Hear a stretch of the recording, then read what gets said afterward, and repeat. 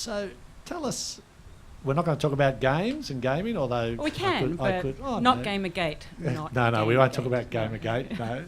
But from your both artistic and academic background, how do you see that divide between the digital world and the public-private world of space that is being broken down happening, and how do you see that as a challenge for old people like me?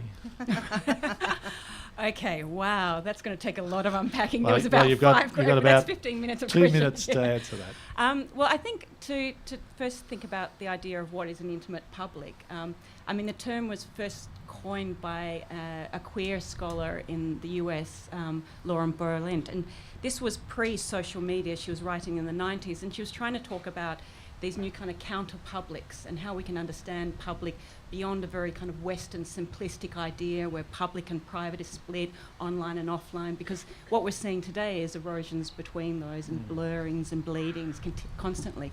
So she coined the term intimate publics to kind of talk about these new geographies, whether they be emotional geographies or political geographies. Then the term kind of went away. It was kind of used a lot in kind of queer discourse.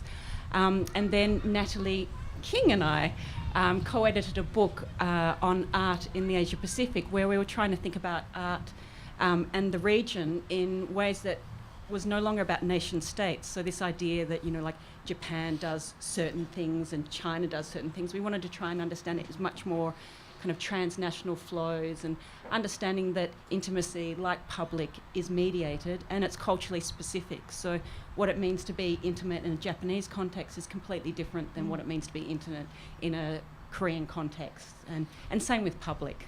So given that Melbourne is one of the most diverse places multiculturally in the world, with all sorts of different overlays there, how does that then shape how Melbourne's public intimate space issues work? Are they different, I don't know, in Dandenong with lots of Somali and Horn of Africa communities as opposed to Broadmeadows with a high Islamic community? How does Melbourne start looking in that intimate public space against that breakup? Okay. Yeah. Well, I think the thing is that to think about intimate publics is to think about public as a contested and multiple sites, so that it is like it's different ethnicities contributing, it's different age groups contributing, it's different kind of sexualities, gender practices, etc. And I think we need to think about it as a much more kind of a patchwork of identities rather than kind of an old notion of public spheres. So I think, and this in this particular context is perfect for intimate publics because it really is suggesting, a kind of a bringing together of different kind of stakeholders, if you would use that term. And it's a space which, it is very intimate. You can only fit a certain amount of people here and then they can't hear or they can't see. And I think, so this is a great example of an intimate public here in Melbourne. So how does that then play for Melbourne's planning, its vision of where it's going to go if those contested spaces are going to lead to something good and democratic and participatory as opposed to something exclusionary and awful? Yeah. Well, I mean, I think we've seen recently a lot of, in terms of online, the online amplifies things. So if there's prejudice there, they'll be amplified in the online. So the Gamergate, which I'm not going to talk about, is an example of that amplification. Would you mind talking about Gamergate? Because I think you might have to fill some of us in. Hands up who knows what Gamergate is. Okay, right. Basically, it was a couple of women working in the games industry who were attacked very publicly. Awfully. And online. And it really showed how, particularly, in terms of online behaviour, sometimes people feel they forget they're talking to people and they'll just like shout on there. But what it did actually expose was that even though you've had feminism involved in the games industry for, as long as the games industry has been existent, you've also had a very strong macho culture there that has really, basically being biased against women. And I think the great thing about Gamergate, the one great thing, was it highlighted that as much as had been done hadn't been done, so that there were still very clear biases at play, and this really became apparent. And not that we're talking about it. But No, we're not talking about it. Only, But if we were only to about talk about it. 250 metres away, there was a woman from San Jose who runs an international group promoting young girls' participation in gaming, who down at the arcade, which has to be seen to be believed, it's so fantastic, where just with a minimal amount, she had about 150 girls between 8 and 14, and they all knew about this, and they all saw it as something that they were just going to challenge and deal with.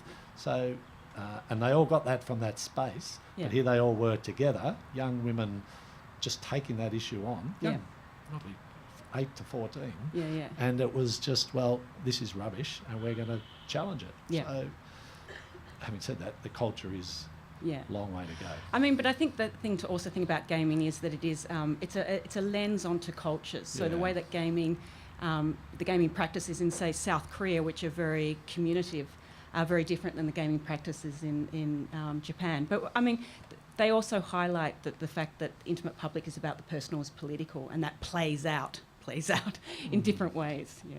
Larissa, you were mentioning before, we were just having a chat before, to transfer the world of gaming, which for me feels like an intimate space, but a very private, non-shared world physically, to the outdoors. How has that transferred? You're talking about Pac-Man and making that a physical... Pac-Manhattan. So there's actually been a whole rise of games that now speak to online games, but they're played in offline spaces, and very much riffing off your idea of the, like when you were talking about parkour. They go around urban spaces and recreate different cartographies of working around that space. So they're really great fun. Like an example would be Pac-Manhattan, where you go around Manhattan dressed as Pac-Man, and you know, kind of, and you're steered by these avatar. You're an avatar, and somebody else in a room that can't see you is moving around. So it really kind of plays with those entanglements between the online and offline, and how they rewrite the way that we practice space.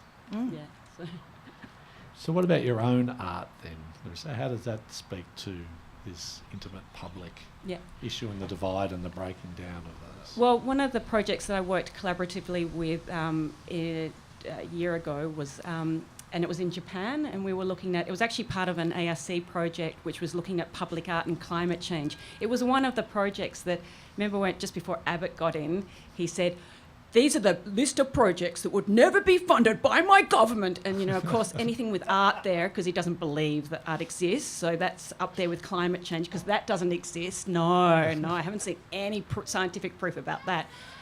So we did a project where we collaborated with a Japanese group called the Boat People Association, and they were working with you know, everyday people. You know, they were activists, they were politicians, they were architects, and they were looking at the Tokyo space because a lot of the rivers, Tokyo is made up of rivers, but they're all covered by train lines and roads, and so it was actually about rediscovering those hidden water passes as part of their rediscovering the land.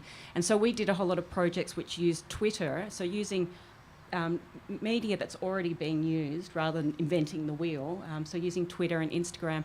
So people went around, it was like a first-person shooter, so rather than you going around and shooting people, you were shooting objects, these artworks that were around water areas which were hidden, and the people who found the most artworks won.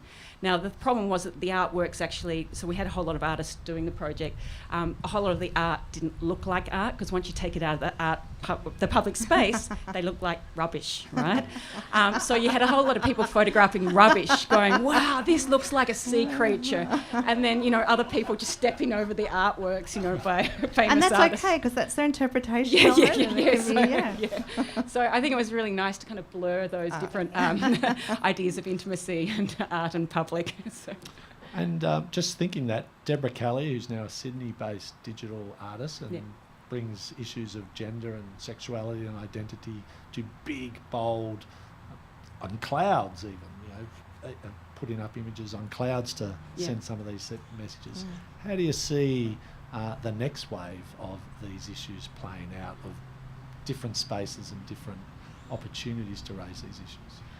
I think the thing is that, for me personally, I think that it's really important to understand the online is entangled with the offline, and so everything that we do in the offline you know, even though the smartphone might make us feel like there is that kind of blurring between those, it is clearly what we do offline always ends up being kind of mirrored in kind of online practice. So I think the thing is that the offline, the online can become a space for perhaps transgressing different types of geographies that we perhaps couldn't before. So particularly in disasters, if you look at the mobile phone effect, like people taking, everyday citizens taking pictures of disasters, and the way that that creates a kind of intimacy and an effectual texture that makes us feel like we're much more there than if a journalist just goes there and photographs. I think that creates different types of empathy and understanding, which I think can be used in